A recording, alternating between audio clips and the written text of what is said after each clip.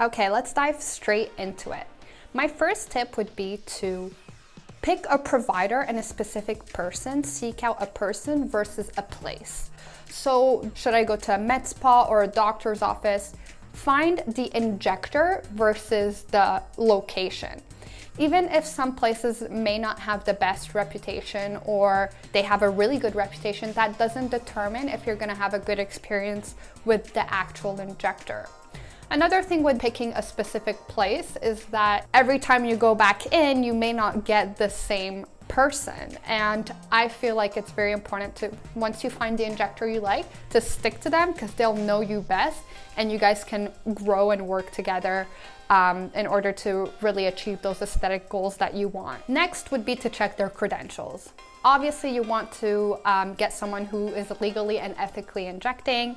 So in Ontario or Canada in general, you have to be a healthcare professional and be registered with your governing body. So you have to be a doctor, a nurse, plastic surgeon, or any other healthcare professional that has a board. And then my most important suggestion is to make sure that whoever you're going to is doing this full time. And they're not just doing it one day a week or however many days else. And the reason that's important is because any good injector will do it full time. For example, I've heard many people say, oh no, I'm gonna go to a plastic surgeon or my doctor to get my Botox done. And the truth is they probably don't inject very much because obviously their main job is being a family doctor. The other issue with going to your family doctor, and I'm sure there's tons of wonderful family doctors that inject Botox and it looks great, so don't come at me, but generally speaking, if you go to your family doctor for some Botox,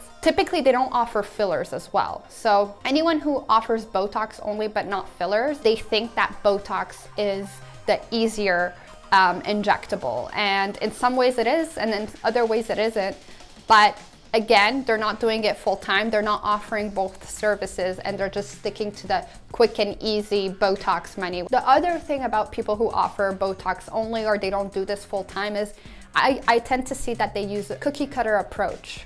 They tend to use the same amount of units, spread them the same, and not acknowledge that everyone's anatomy is different and the way you inject two people will never be the same. And so unless you're doing this full time and seeing many people's faces and doing that assessment and analyzing people's faces, with time you start to learn how to inject people differently. So my point was going to a doctor versus a nurse doesn't guarantee you a better result. And oftentimes, actually, nurses are the ones who are more skilled with needles, generally speaking. So I don't know why there's this kind of stigma and bias towards going to a doctor and leading to a better result. The best option is going to a nurse injector. And hear me out. The reason being, first of all, nurse injectors typically inject only because that's what's within their scope. They're not diagnosing or doing anything else of that sort. And when I say nurse injector, I mean a nurse injector that actually does this full time and doesn't work 5 days a week at the hospital. Not saying that they couldn't be great injectors, they definitely could. And the next thing is you'll probably get the best deal with a nurse injector money-wise. It's probably gonna be cheaper for you because when you take a plastic surgeon away from thousands of dollars that he could be making in surgery, you pay that premium. Same thing with the dermatologist or a doctor. There's a premium associated with going with someone who has higher credentials and has gone to school longer. And then my next tip would be to obviously look at their before and afters. Go online, go on their Instagram page, their Facebook page, their website, whatever it may be, and look at their style. Are they more natural? Do they create more fake look? What do you want? What do you prefer? And before and afters are a really great indicator of whether you're gonna have a good experience with that person or not and get a result that you want. It's a good idea to also look at before photos that look like you. So if you see a before photo of a lip, for example, and this goes for plastic surgery as well. If you see a before photo that kind of looks like you, the lips kind of look like you, and then you see the after photo and you like it, that's even more so a reason to go to that person. And then my last tip would be to look at their reviews.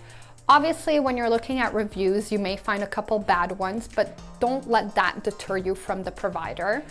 You want to make sure that you read the reviews carefully and see what people are saying.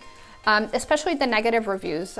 A lot of people, you know, they have a bad experience for whatever reason, or maybe they didn't like the receptionist, or whatever else the case may be, and then they write a negative review, and it doesn't really have anything to do with you going to that provider. And another thing to keep in mind is see how the provider responded in that situation. So for example, someone had bad lip filler, they wrote a review.